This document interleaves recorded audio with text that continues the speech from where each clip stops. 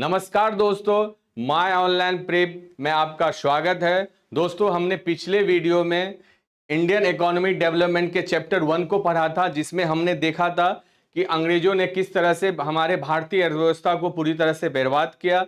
हम इस वीडियो में पढ़ेंगे, इस वीडियो के इस चैप्टर में चैप्टर नंबर 2 है, इसमें पढ़ेंगे कि किस तरह से हमने इन 40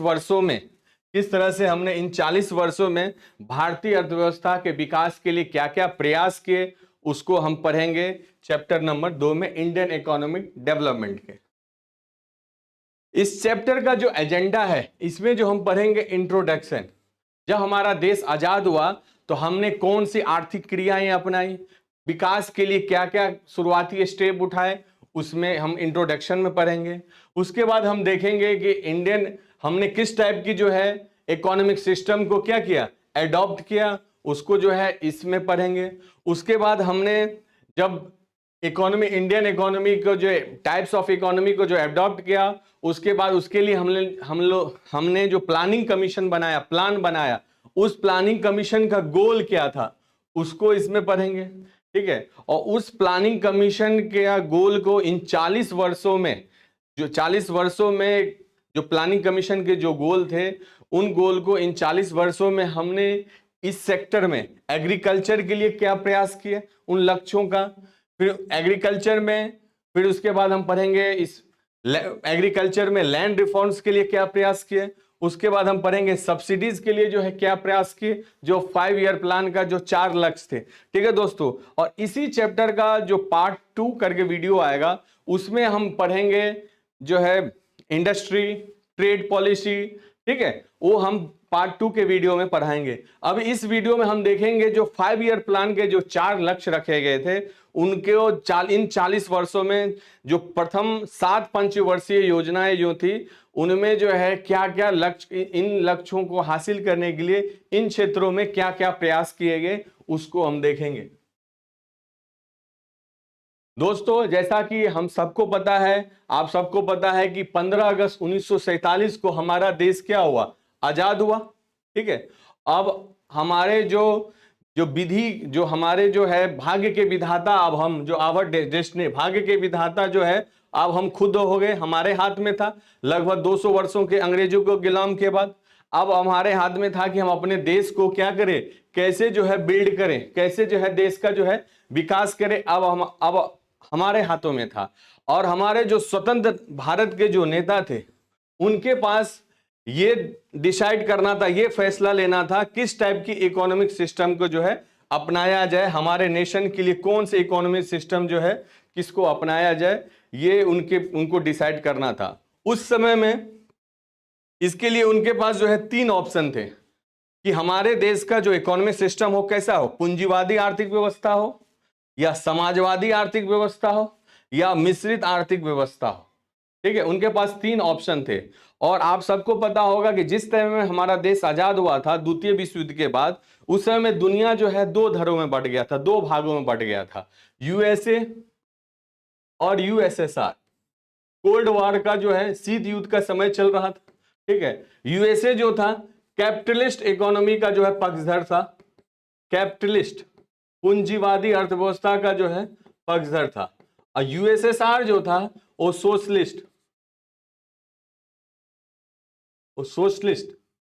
सोशलिस्ट इकोनॉमी का, USSR union Soviet socialist of Republic, जिसका जो है नेता रूस था, रसिया।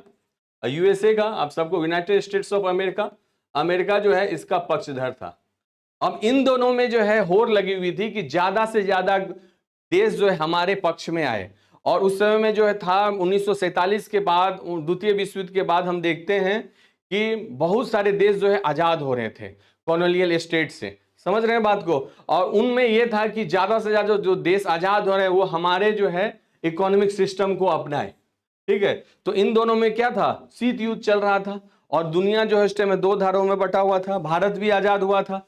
भारत के पास भी प्रस्ताव आया कि अमेरिका भी प्रस्ताव लेके आया, यूएसएसआर भी प्रस्ताव लेके आया, भाई आप सुने हैं कि आपको डिसाइड करने में, फैसला करने में दिक्कत हो रही है कि कौन सा इकोनॉमिक सिस्टम को अपनाए। नेहरू जी बोले हाँ भाई, हमें तो फैसला करने में दिक्कत हो रही है, अभी अभी हम आजाद हुए हैं, तो यूएसए ने बोला कि आप जो है हमारी जो है पूंजीवादी अर्थव्यवस्था को अपनाइए। यूएसएसआर ने बोला नहीं नहीं नहीं, आप हमारी अर्थव्यवस्था को अपनाइए, सोशलिस्ट। नेहरू जी बोले देखो भाई, हम अभी अभी आजाद हुए हैं और अचानक से हम जो है कोई अपना नहीं लेंगे, हमको देखना होगा कि हमारे देश के लिए कौन सा सुटेबल होगा। आप एक काम करो, आप अपनी अपनी अर्थव्यवस्था के जो है कैसी है नहीं है उसका जो हमें बताइए, हमें एक लिख के हमें दीजिए पेज में। तो दोनों ने अपने अपने अर्थव्यवस्था की खासियत के बारे में लिख के दिया। कोई अपनी तो बुराई करेगा नहीं, तो दोनों ने अपनी अपनी खासियत की जो है चिट्ठी उन्हें दिया और नेहरू जी उनको बोले कि हम आपको फोन करेंगे, ठीक है, कि हमें जब जरूरत होगी कि भाई हम पूंजीवादी अपनाएं या समाजवादी अपनाएं, हम आपको बता देंगे, ठीक है। और दोनों हमारे पास, दोनों जो है दोनों अर्थव्यवस्था हमारे पास आया। और उस समय में मिक्स्ड इकोनॉमी सिस्टम भी थी, मगर ये उतनी लोकप्रिय नहीं थी। फ्रांस पहला देश था जो मिक्स्ड इकोनॉमी अर्थव्यवस्था को अपनाया था, ठीक है, तो उतनी लोकप्रियता थी नहीं। और ये दोनों जो है विश्व दो धारों में कोल्ड वॉर चल रहा था। तो कैपिटलिस्ट इकोनॉमी, आप जानते हैं कि कैपिटलिस्ट इकोनॉमिक सिस्टम क्या है, बहुत इंपॉर्टेंट है। पूंजीवादी आर्थिक व्यवस्था क्या है? देखिए दोस्तों, किसी भी समाज में अर्थव्यवस्था में तीन तरह के प्रश्न उठते हैं कि उत्पादन किसका किया जाए, किस वस्तु और सेवाओं का उत्पादन किया जाए।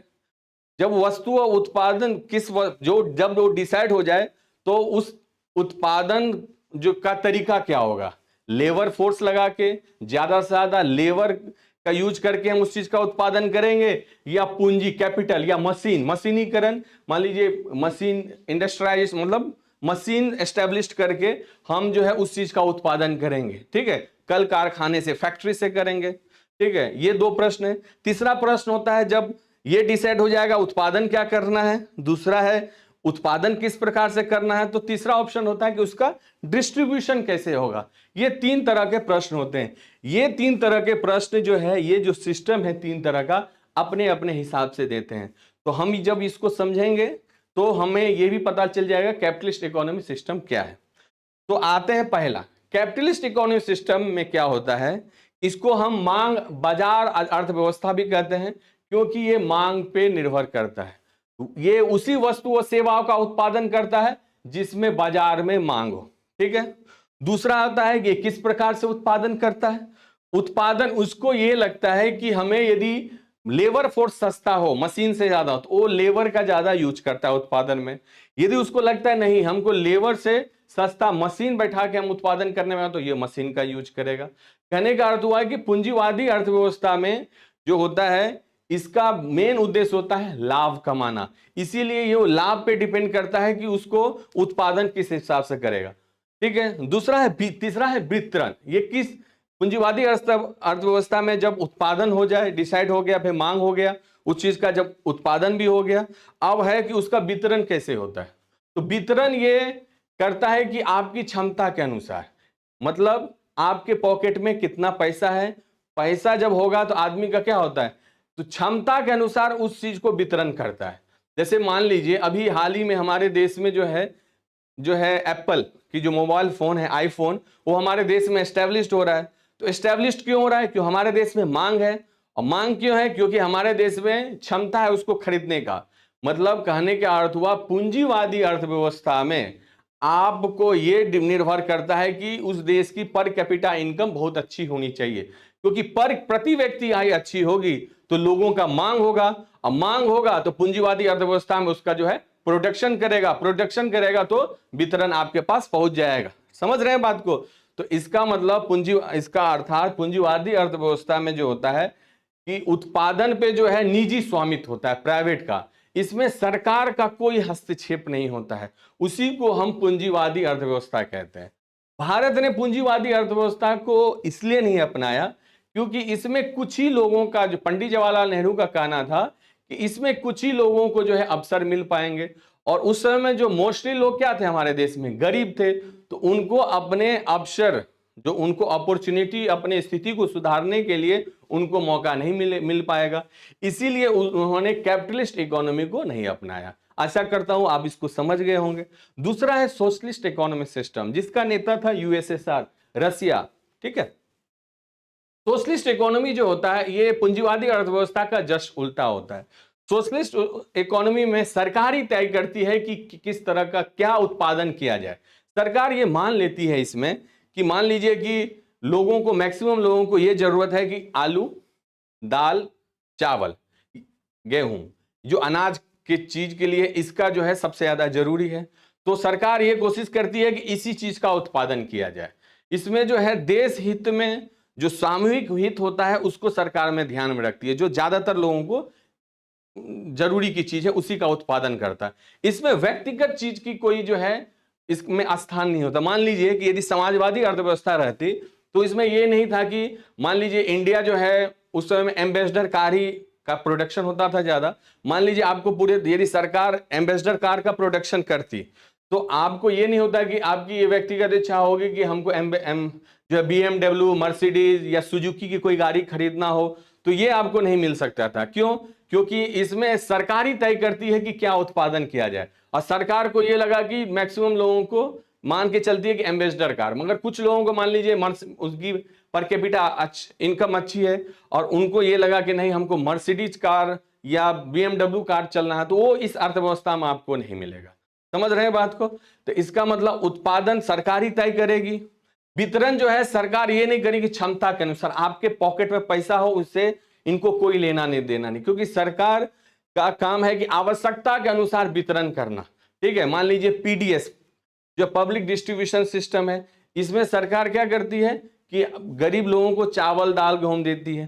तो एक तरह से ये समाजवादी अर्थव्यवस्था को आपको उदाहरण देखने को मिलता है। तो सरकार इसमें आवश्यकता के अनुसार वितरण करती है।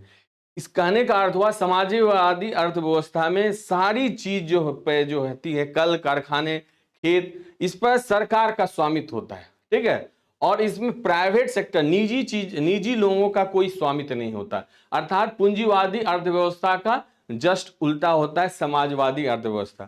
सरकार ने समाजवादी अर्थव्यवस्था को इसीलिए नहीं अपनाया क्योंकि समाजवादी अर्थव्यवस्था जो थी हमारी, वो क्या थी कि इसमें जो है प्राइवेट का जो है, निजी का कोई स्थान नहीं था। ठीक है, और उस समय में जो हमारी अर्थव्यवस्था का मेन सोर्स क्या था? एग्रीकल्चर था, और जमीन पर क्या था? लोगों का निजी स्वामित्व था। ऐसे में यदि देश जो है, हमारी सरकार उस समय की यदि समाजवादी अर्थव्यवस्था को अपनाता तो क्या होता कि वो जो जमीन था लोगों का प्राइवेट, उसको पहले सरकार अपने ट्रांसफर करती, अपने पास उसको रखती, एक तरह से सरकार जो है उसको अपने अधिकार में लेती। तो ये बहुत डिफिकल्ट काम था। स्वतंत्रता के तुरंत बाद इस तरह की क्रियाएं नहीं की जा सकती थी। ठीक है, इसीलिए उस समय में के नेता हमारे जवाहरलाल नेहरू ने समाजवादी अर्थव्यवस्था को नहीं अपनाया। ठीक है, अब मिश्रित अर्थव्यवस्था क्या है? Mixed economy. ये दोनों का क्या है? सम्मिश्रण है। ठीक है, इसमें दोनों तय करती है क्या उत्पादन, कैसे उत्पादन किया जाए, किस वस्तुओं का उत्पादन किया जाए, कैसे वितरण किया जाए। तो ये दोनों का जो है समायोजन है। इसमें जो है बाजार उसी चीज का उत्पादन करती है जिनको उसको लगता है कि हम इस चीज में अच्छा उत्पादन कर सकते हैं, और सरकार जो है उसी चीज को जो है वितरण करती है या उत्पादन करती है जिसमें लगता है कि बाजार जो है लोगों को मुहैया नहीं करा सकती है। कहने का अर्थ हुआ जहां प्राइवेट सेक्टर है वहां गवर्नमेंट सेक्टर नहीं होता, सरकार नहीं जाती है, और जहां सरकार रहती है वहां प्राइवेट नहीं जाती। कहने का अर्थ हुआ दोनों का ये समायोजन है, उसको हम मिश्रित अर्थव्यवस्था कहते हैं। ठीक है, तो आशा करता हूं कि आपने इस तीनों सिस्टम को अपना लिया। अब देखते हैं कि भारत ने किस अर्थव्यवस्था को अपनाया। What types of economy India opted? ठीक है, तो हमने देखा कि पूंजीवादी अर्थव्यवस्था में अपनी कमियां थी। ठीक है, उसमें जो है निजी स्वामित्व नहीं था। समाजवादी अर्थव्यवस्था में भी कमियां थी, उसमें प्राइवेट निजी नाम का कोई चीज नहीं था, उसमें सारा चीज सरकार पे था। ठीक है, सारी संपत्ति जो है देश राज्य का होगा। ठीक है, इन सब को देखते हुए, उसके पॉजिटिव निगेटिव को देखते हुए सरकार ने क्या किया? मिक्स्ड इकोनॉमी को अडॉप्ट किया। और देखिए उस समय के जो हमारे प्रधानमंत्री थे उनका झुकाव समाजवादी अर्थव्यवस्था की तरफ था। ठीक है, समाजवादी, मगर उनमें उनकी जो खामियां थी। ठीक है, समाजवादी अर्थव्यवस्था की जो खामियां थी ये थी कि निजी जो संपत्ति होगा इसमें स्थान इसका नहीं होगा। तो सरकार ये नहीं चाहती थी उस टाइम के पंडित जवाहरलाल नेहरू कि इस टाइप की अर्थव्यवस्था को अपनाए जिसमें निजी का स्थान है, वो निजी को भी अपना स्थान रखना चाहते थे। इसीलिए उन्होंने मिश्रित अर्थव्यवस्था को अपनाया, जिसमें सार्वजनिक क्षेत्र को एक सशक्त क्षेत्र बनाया, मगर सार्वजनिक क्षेत्र को जो है ज्यादा तक क्षेत्र दिया, ज्यादा से ज्यादा उसको जो है पावरफुल बनाया, और निजी क्षेत्र को भी इसमें स्थान रखा। इसीलिए हमारे देश ने मिश्रित अर्थव्यवस्था को अपनाया। ठीक है, तो पूंजीवादी अर्थव्यवस्था क्या है, समाजवादी अर्थव्यवस्था क्या है, मिश्रित अर्थव्यवस्था क्या है, आशा करता हूं आप समझ गए होंगे, और भारत ने मिश्रित अर्थव्यवस्था को क्यों अपनाया। ठीक है दोस्तों, प्लानिंग कमीशन, योजना आयोग, जब हमारा देश आजाद हुआ और हमने मिश्रित अर्थव्यवस्था को ही अपना लिया, अब मिश्रित अर्थव्यवस्था के साथ हम देश को किस तरह से विकास करेंगे। ठीक है, मिश्रित अर्थव्यवस्था को अपनाने के साथ हम अपने देश को किस तरह से हमें विकास करना है, उसके लिए हमें योजना बनाने की आवश्यकता है, प्लान करने की आवश्यकता है। ठीक है, इसीलिए हमने, वो प्लान किस तरह का होगा, 5 वर्षों के लिए होगा। इसीलिए हमने 1950 में क्या किया, प्लानिंग कमीशन की स्थापना की, जिसके चेयरमैन कौन थे, पहले पंडित जवाहरलाल नेहरू। जो प्लानिंग कमीशन के जो चेयरमैन होते थे वो प्राइम मिनिस्टर ही हुआ करते थे। ठीक है दोस्तों, प्लानिंग कमीशन का जो काम है, क्या काम था, असेसमेंट ऑफ मटेरियल, कि हमारे पास कितना मटेरियल है उसका आकलन करना, कितना कैपिटल है, कितना स्किल ह्यूमन है, कितना हमारे पास रिसोर्सेस है। ठीक है, तभी तो प्लान हो सकता है कि 5 वर्ष के लिए हम जो है किस सेक्टर में हमको क्या ध्यान देना है। इसीलिए हमने पहली पंचवर्षीय योजना जो शुरू हुई थी उसमें हमने क्या ध्यान रखा कि कृषि अर्थव्यवस्था को विकास करना, वो प्रायोरिटी रखना रिसोर्स के हिसाब से। तो पहले हम जो है रिसोर्स को क्या करते थे, आकलन करते थे, असेसमेंट ऑफ मटेरियल जो है कितना है, कैपिटल क्या, ह्यूमन क्या, ये प्लानिंग कमीशन का काम होता था। उसके ऐसा ये रिसोर्स का जो है एलोकेशन होता था। ठीक है, उसके बाद प्रायोरिटीज जो है डिसाइड की जाती थी। जैसे प्रथम पंचवर्षीय योजना में हमने कृषि को रखा, द्वितीय पंचवर्षीय योजना में हैवी इंडस्ट्री को हमने फोकस रखा। तो रिसोर्स के अनुसार प्रायोरिटीज रखी जाती थी, जिससे हमारा प्लान क्या हो, मोस्ट इफेक्टिव हो और बैलेंस बन सके। ये प्लानिंग कमीशन का काम था। नेक्स्ट है हमारा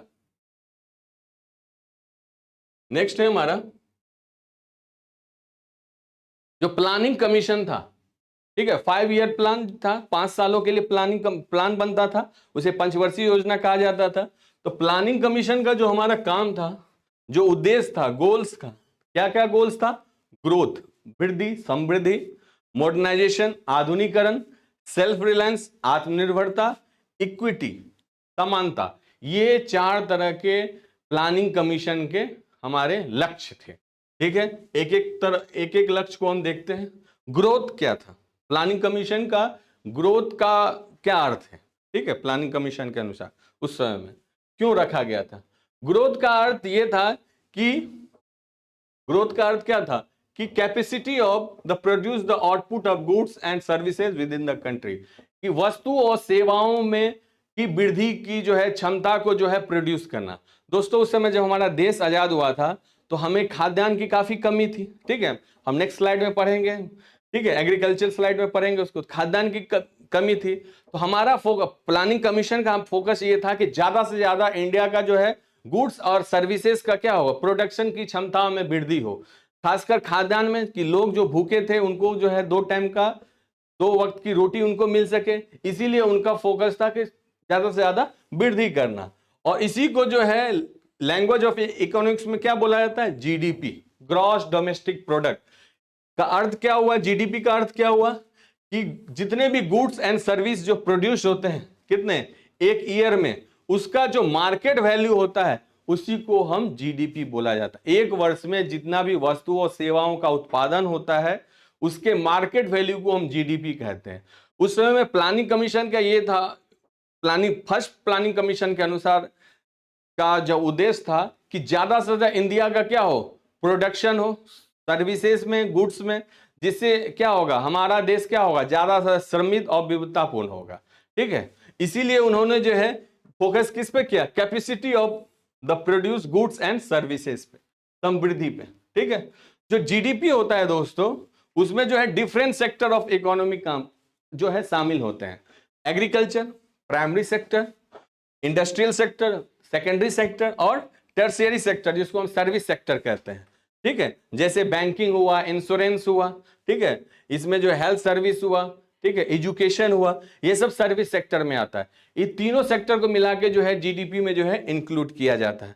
हम जीडीपी को विस्तार पूर्वक जो है, जो 12th क्लास की जो एनसीईआरटी है मैक्रो इकोनॉमिक्स, उसमें जो चैप्टर है नेशनल इनकम, उसमें विस्तार पूर्वक पढ़ेंगे। अभी इसमें यहां तक जो है यहीं तक समझिए, उसको हम विस्तार पूर्वक उस चैप्टर में पढ़ेंगे, ठीक है।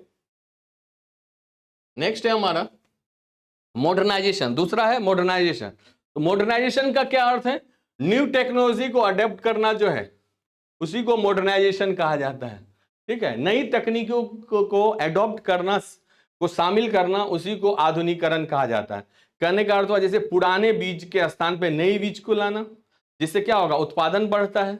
उसके बाद पुराने मशीन के बदले नई मशीन को लाना, जिससे उत्पादन और क्षमता बढ़ेगा। तो मॉडर्नाइजेशन का अर्थ है कि न्यू टेक्नोलॉजी के अपनाने से हमें वस्तुओं और सेवाओं को उत्पादन बढ़ाना था, उसी को आधुनिकीकरण कहा जाता है।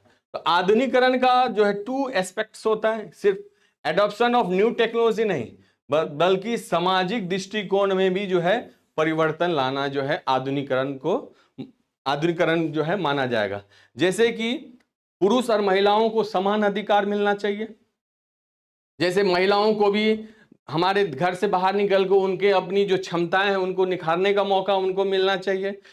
तो तभी हम वैसे उसी समाज को समृद्ध माना जाता है या आधुनिकीकरण माना जाता है जिसमें पुरुष और महिलाओं को समान अधिकार दिया जाता है। और हमने पिछले वर्षों में जो है इस क्षेत्र में काफी प्रगति की है, मगर अभी भी हमारी प्रगति जो है काफी दूर है, ठीक है। हम अभी भी हमारे यहाँ महिलाएं जो है अभी भी महिलाओं को घर में जो है काम करने, जो घर में ही महिलाओं का काम, महिलाओं को क्या माना जाता है कि महिलाओं जो है घर में जो है काम करना ही उनका मेन काम है। समझ रहे हैं बात को?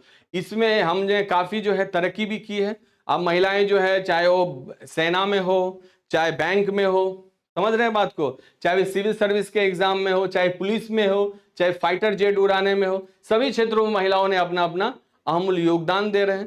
तो इसीलिए अभी भी हमारे जो है इसमें काफी दूर है, ठीक है। मगर मॉडर्नाइजेशन का अर्थ क्या होता है? एडॉप्शन ऑफ न्यू टेक्नोलॉजी के साथ साथ क्या होगा, सामाजिक दृष्टिकोण में भी परिवर्तन हो, उसी को आधुनिकीकरण कहा जाता है, ठीक है।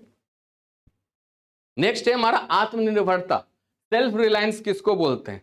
आत्मनिर्भरता का अर्थ क्या होता है कि क्या अर्थ होता है? Imports of goods which can be produce in our country itself.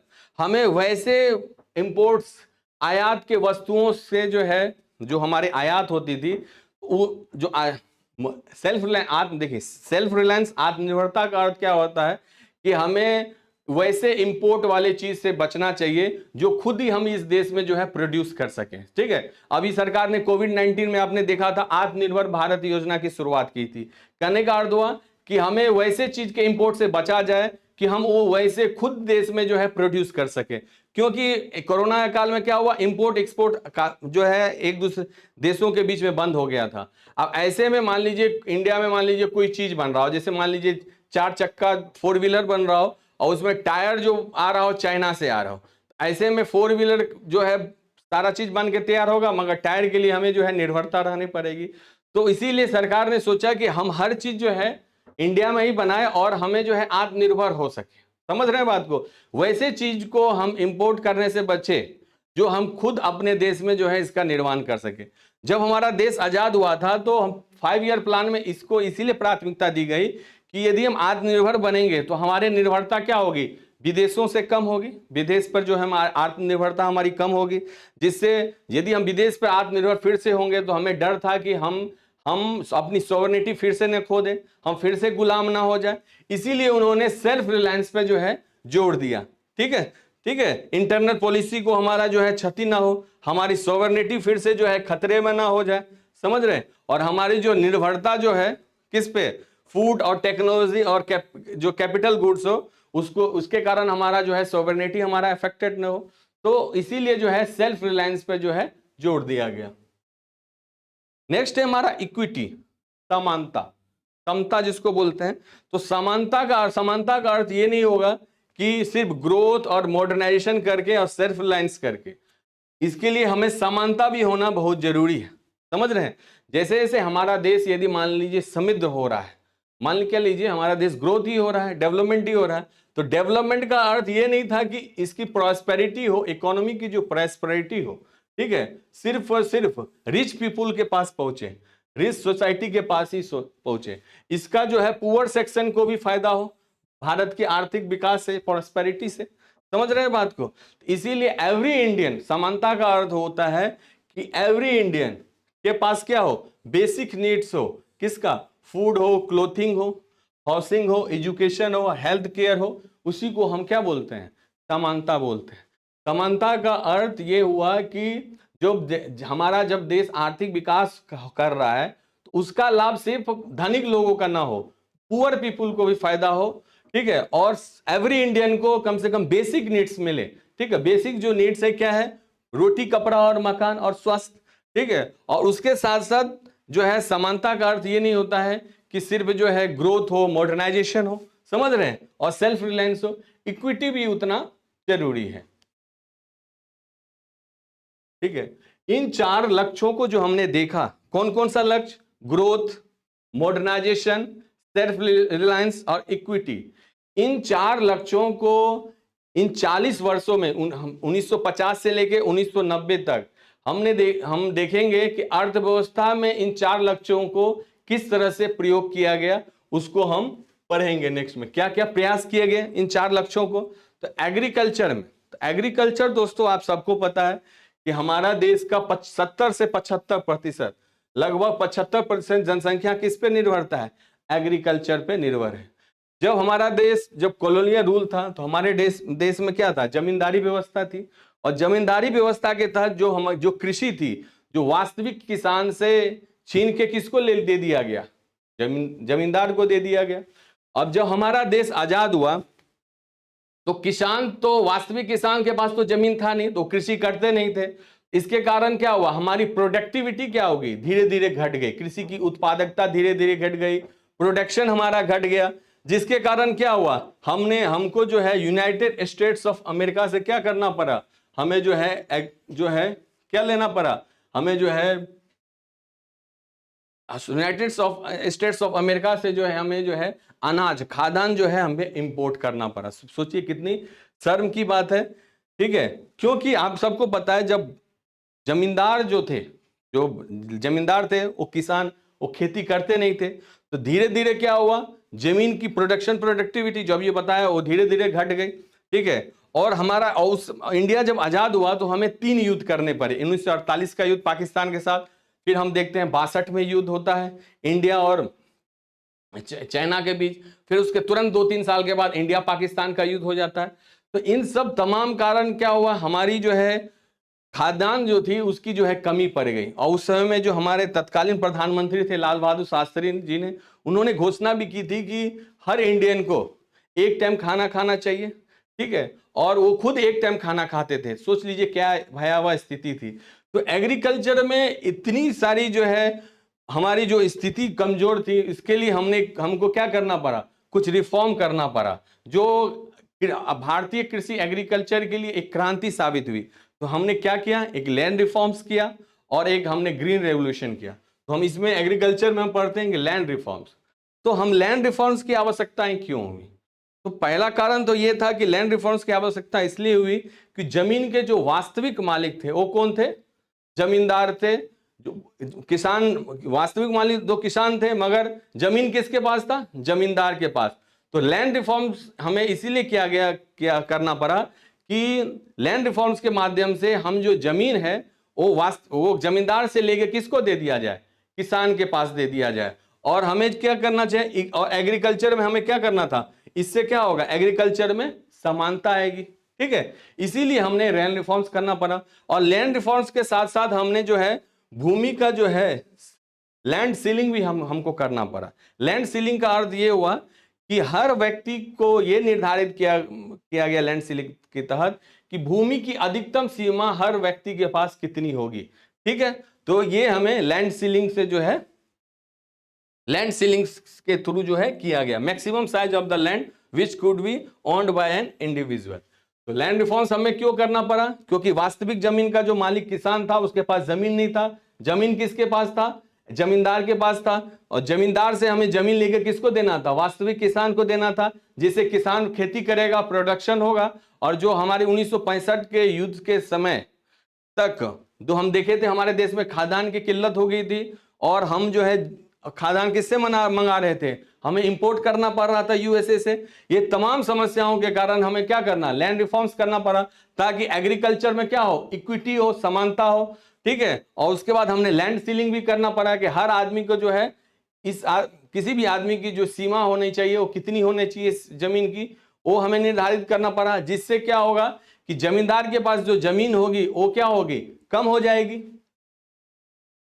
ठीक है। तो इससे बेनिफिट क्या हुआ लैंड रिफॉर्म से? लैंड रिफॉर्म से हम देखते हैं कि हमें बेनिफिट ये हुआ कि 200 लाख जो काश्तकार किसान थे वो डायरेक्ट कॉन्टेक्ट किसके अंदर में आ गए? सरकार के पास अंदर में आ गए। उसके बाद हम देखते हैं एक्सप्लॉइटेड बाय द जमींदार, जमींदार से जमीन जो है छीन ली गई, ठीक है। उससे क्या हुआ? जब कृषि वास्तविक किसान के पास जैसे ही जमीन आया तो क्या हुआ? एग्रीकल्चर ग्रोथ हो गया, हमारे एग्रीकल्चर का ग्रोथ हुआ, ठीक है।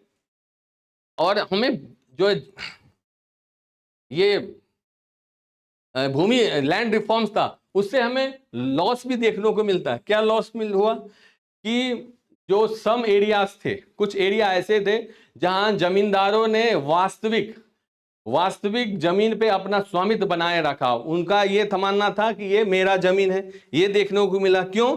क्योंकि कानून के लूपहोल्स के कारण, कानून में कुछ कमियों के कारण उन्होंने अपने जमीन के मालिकाना हक बनाए रखा। और कुछ लैंडलॉर्ड्स ने इसको क्या किया? जमींदारों ने इसको कोर्ट्स में जो है इसमें क्या किया? कोर्ट्स में चैलेंज किया। क्यों? क्योंकि आप सबको पता है कि फंडामेंटल संपत्ति का अधिकार, जो राइट टू वेल्थ था हमारा, क्या था? फंडामेंटल राइट्स था, जिसको 1978 में 44वां कॉन्स्टिट्यूशनल अमेंडमेंट एक्ट के थ्रू उसको आर्टिकल 300 के ए में डाल दिया गया, जो अब क्या हो गया? विधि अधिकार है, ठीक है। मगर तब तक फंडामेंटल राइट्स था, ठीक है। इसीलिए इसी अधिकार के कारण उन्होंने क्या किया? चैलेंज किया कोर्ट्स में। और इसी चैलेंज के दौरान उसको इंप्लीमेंटेशन में काफी समय लगा कोर्ट्स को। और इसी दौरान जमींदारों ने क्या किया? उसको अपने क्लोज रिलेटिव्स के नाम पे जो है अपने जमीन को कर दिया गया। समझ रहे बात को? तो भूमि सुधार में ये हमें जो है हानि देखने को मिलती है।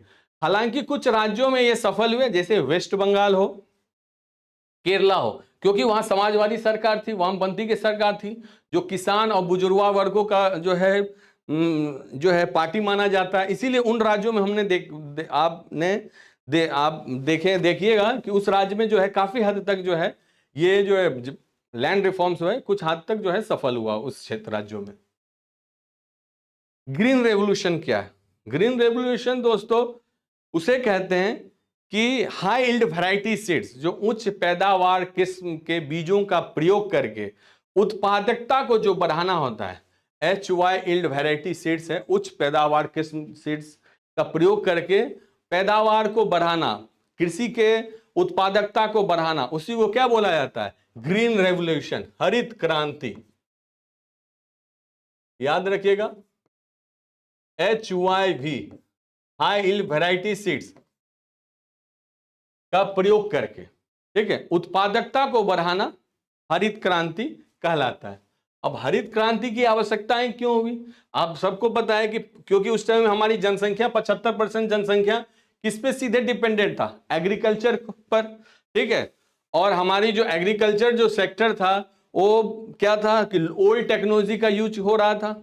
अब तो लैंड रिफॉर्म्स हो गया, कुछ बहुत सारे जमींदार से जमीन ले ली गई, किसान के पास जमीन तो आई, मगर वो क्या कर रहे थे? पुराने तकनीकी का प्रयोग करते थे, जिससे क्या हुआ? पैदावार उतनी अच्छी हो नहीं पाती थी। समझ रहे बात को? और हमारा जो मानसून था किस पे डिपेंडेंट था? हमारा जो मानसून पे डिपेंडेंट था, क्योंकि उस समय में जो है सिंचाई की कोई व्यवस्था नहीं थी।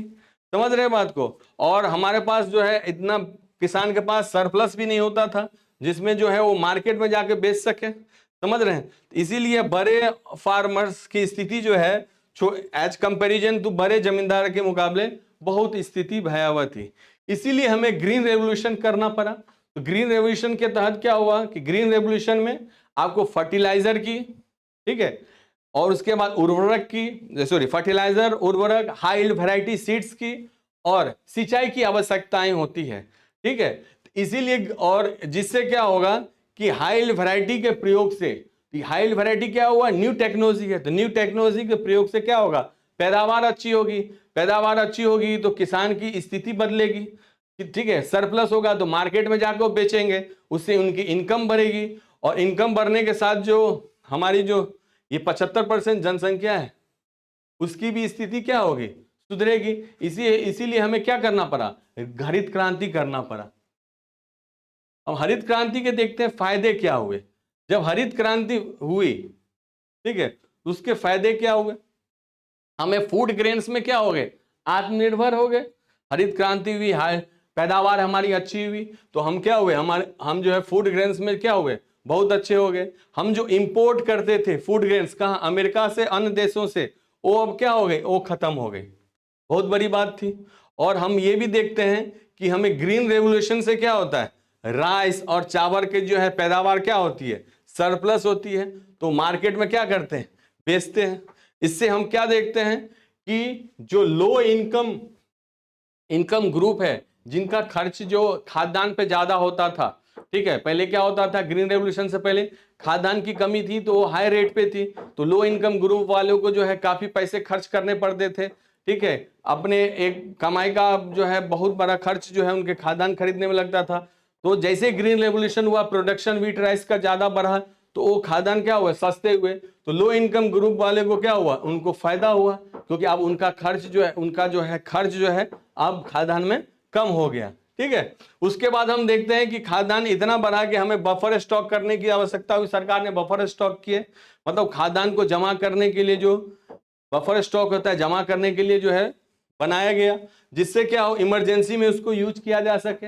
अभी हमने देखा है कोविड-19 के दौरान हमारा बफर स्टॉक अच्छा था खाद्यान्न का, तो हमने क्या किया, उसको जो है फ्री में काफी महीनों, काफी सालों तक उसको बांटा, ठीक है, ये चीज हमें देखने को मिला, ठीक है। इसका बेनिफिट्स क्या हुआ, बोथ स्मॉल और बिग फार्मर्स को भी जो है फायदा हुआ फाइनली, ठीक है। और स्मॉल फार्म जो पेस्टिसाइड्स होता था, उर्वरक होता था, ठीक है, पेस्टिसाइड या उर्वरक जो होता था ग्रीन रेवोल्यूशन के दौरान, जो पैदावार पे जो कीटनाशक जो आक्रमण करते थे, उसमें भी काफी हद तक जो है हमें जो है उसमें भी काफी हद तक जो है रोक लगा, ठीक है। Drawback of green revolution, drawback क्या था, ठीक है, ग्रीन रेवोल्यूशन क्या है, उसके फायदे क्या है, उसकी तो हानियां क्या देखने को मिला। हानियां ये देखा कि हमें ग्रीन रेवोल्यूशन जो था वो सिर्फ जो है इन्हीं राज्यों में हमें दिख रहा, किस किस राज्यों में, पंजाब, हरियाणा, वेस्टर्न उत्तर प्रदेश और आंध्र प्रदेश में ही हमको देखने को मिला, ठीक है। और ग्रीन रेवोल्यूशन जो है हमारा जो है ये अदर स्टेटों में जो है स्प्रेड नहीं हो पाया। उसका कारण ये था कि ग्रीन रेवोल्यूशन के लिए फर्टिलाइजर चाहिए था, सिंचाई की आवश्यकता थी, हाई वैरायटी सीड्स के लिए पैसे की जरूरत था। तो इन राज्यों के जो किसान थे ज्यादा श्रमित थे, इन्होंने उस जो इनपुट था कृषि प्रोडक्शन को बढ़ाने के लिए, उन्होंने उसको जो है खरीदा, तो उनका पैदावार अच्छा हुआ। और इन राज्यों के किसान काफी गरीब थे और इन्होंने जो है उसको नहीं एफोर्ड कर पाए, तो इसीलिए जो है इन किसानों की स्थिति अच्छी हुई, रिच हुए, और ये किसान जो है, इन राज्यों के किसान जो है काफी पुअर है। और इसमें देखते हैं पॉवर्टी में भी जो है गरीबी, ग्रीन रेवोल्यूशन से तो पॉवर्टी कम हुई इन राज्यों में, मगर सभी जगह नहीं हुई, ठीक है। और जो इसका जो बेनिफिट हो ग्रीन रेवोल्यूशन का, वो लार्ज होल्डिंग में हमें देखने को नहीं मिलता है, ठीक है। और हम ये भी देखते हैं कि ग्रीन रेवोल्यूशन जो है पहला फेज जो था कब, 1960 और 1970, जो ग्रीन रेवोल्यूशन की शुरुआत होती है 1966 में। इस समय में देखते हैं कि इन राज्यों के किसानी जो है, अभी हम बताएं आपको, खरीद पाए, क्योंकि इसका जो HY सीड्स का जो प्राइमरी बेनिफिट था वो सिर्फ व्हीट पे ही था, क्योंकि इसलिए व्हीट पे ज्यादा था, गेहूं को इन्होंने पहले किया और चावल को नहीं, क्योंकि इसमें खर्चे ज्यादा थे। तो यहाँ के किसान में रिस्क नहीं उठाना चाहते थे कि हम दोनों चीज को एक ही साथ सीड्स खरीदें, ठीक है, क्योंकि उनमें उनका कॉस्ट ज्यादा पड़ जाता था। इसीलिए उन्होंने शुरुआती में व्हीट को ही रखा, व्हीट के सीड्स को ही खरीदा, और उसने देखा कि उसकी प्रोडक्शन जो है काफी बढ़ गई। और सेकेंड फेज में जब देखते हैं कि कुछ राज्यों को काफी इसकी फायदा हुई, छोटे राज्यों को, इनको जो अन्य राज्यों के जो और सब भी जो छोटे किसान थे उनको फायदा नहीं हुआ, मगर जब सरकार गवर्नमेंट इसमें एफर्ट्स करती है कि स्मॉल इंटरेस्ट पे, ठीक है, इनको इन राज्यों के किसानों को लोन देती है, फर्टिलाइजर उनको जो है सब्सिडी फर्टिलाइजर जो उर्वरक है फ्री में मुहैया कराई जाती है। तो अदर स्टेट के किसान भी जो है इन जो इनपुट है आगत है इसको खरीदते हैं और उनको भी जो है इसमें काफी फायदा होता है। ठीक है, सेकेंड फेज में जो है इसका विस्तार जो है अन लार्ज नंबर ऑफ स्टेट्स में बेनिफिट हमें जो है देखने को मिलता है। गवर्नमेंट इफर्ट्स वही है कि सरकार ने क्या किया, लो इंटरेस्ट पे और स्मॉल फार्मर्स को दिया, सब्सिडाइज फर्टिलाइजर दिया, जिससे हमें देखने को मिलता है कि अन्य राज्यों को किसान को भी फायदा होता है। तो इस तरह से हम देखेंगे कि ग्रीन रेवोल्यूशन से छोटे और बड़े किसान दोनों को फायदा होता है। छोटे किसान को सरकार मुहैया प्रदान करती है और बड़े किसान जो है खुद सक्षम थे इन इनपुट्स को खरीदने में। तो ग्रीन रेवोल्यूशन से शुरुआती में हम कुछ राज्यों को फायदा देखते हैं और बाद में जो है बड़े अदर स्टेट्स के राज्यों भी जो है गवर्नमेंट इफर्ट्स के द्वारा जो है उसको उस इनपुट्स को खरीदते हैं और उनको भी फायदा होता है। नेक्स्ट है हमारा सब्सिडीज। सब्सिडीज क्या है, सहायकी क्या है दोस्तों? सहायकी उसको बोला जाता है सरकार के द्वारा दी गई जो आर्थिक सहायता होती है उसी को हम क्या बोला जाता है, सब्सिडी और सहायकी बोला जाता है। दोस्तों अभी बहस छिड़ी रहती है कि कुछ विद्वानों का मत है कि सहायकी को खत्म कर देना चाहिए, कुछ का मत है कि सहायकी को जो है बरकरार रहना चाहिए। तो आइए हम देखते हैं कि सब्सिडी के क्या फायदे हैं, क्या नुकसान है। ठीक है, तो सब्सिडी के जो फायदे हैं दोस्तों, देखिए जब ग्रीन रेवोल्यूशन हुआ था तो छोटे किसान हाई यील्ड वैरायटी सीड्स को, फर्टिलाइजर को खरीदने में सक्षम नहीं थे। ठीक है, ऐसे में सरकार ने क्या किया, इफर्ट्स दिया, लो रेट ऑफ इंटरेस्ट दिया, फर्टिलाइजर फ्री में दिया, बहुत सारी चीज सब्सिडी में दिया ताकि उनका भी पैदावार अच्छा हो सके। क्योंकि यदि बड़े किसान को ही फायदा होता, छोटे किसान को नहीं फायदा होता तो अमीर अमीर हो जाते, गरीब गरीब हो जाते और हमारी जो फंडामेंटल राइट्स में जो है राइट टू इक्वलिटी है, समानता का अधिकार, उसका हनन होता। तो सरकार ने इसीलिए सब्सिडीज दी, सहायकी दी। अब यह है कि और हमारे जो किसान है मोस्ट ऑफ द फार्मर्स क्या है, बहुत गरीब है, गरीब होते हैं हमारे देश के किसान, क्या है, बहुत गरीब हैं, किसी के पास बहुत जमीन है, किसी के पास छोटी जमीन है।